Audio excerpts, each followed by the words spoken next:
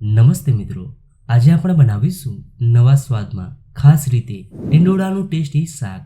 આ રીતથી બનાવેલું શાક ખાવામાં ખૂબ જ સ્વાદિષ્ટ લાગે છે. ટીંડોળાનું ટેસ્ટી એવું શાક બનાવવા માટે અહીંયા મેં 250 ગ્રામ ટીંડોળા લીધા છે. હવે ટીંડોળાનો ઉપર અને નીચેના ભાગને કાઢી લઈશું. ત્યારબાદ આ રીતે 4 ભાગમાં કટ કરી દઈશું.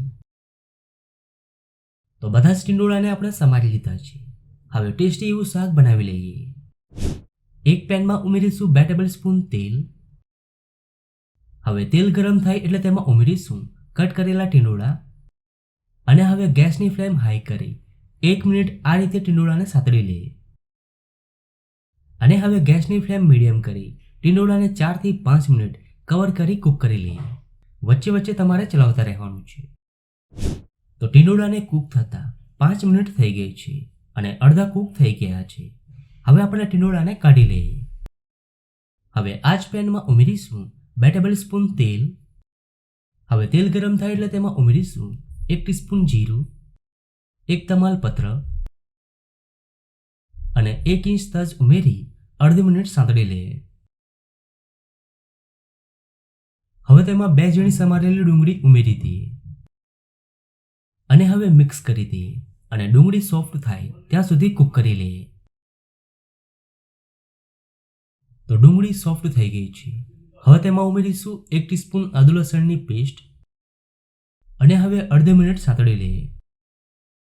હવે તેમાં ઉમેરીશું 1 ટેબલસ્પૂન બેસન અને હવે બેસનને ડુંગળી સાથે 1 મિનિટ કૂક કરી લઈએ જેથી બેસનનો કાચો સ્વાદ વયો જાય.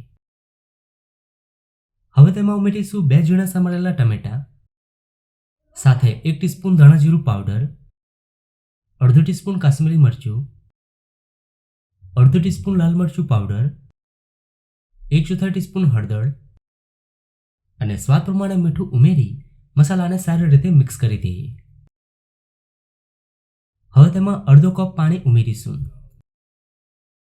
સાથે અડધો ટીસ્પૂન લીલા મરચાંની પેસ્ટ અને હવે મસાલાને સારી રીતે કૂક કરી લઈએ.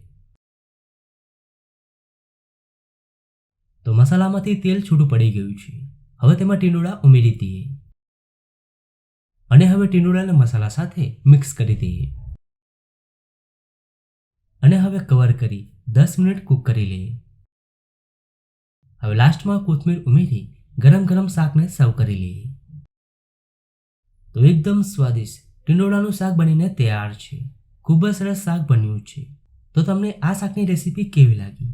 જો રેસીપી ગમી હોય તો વિડીયોને લાઈક અને શેર કરજો.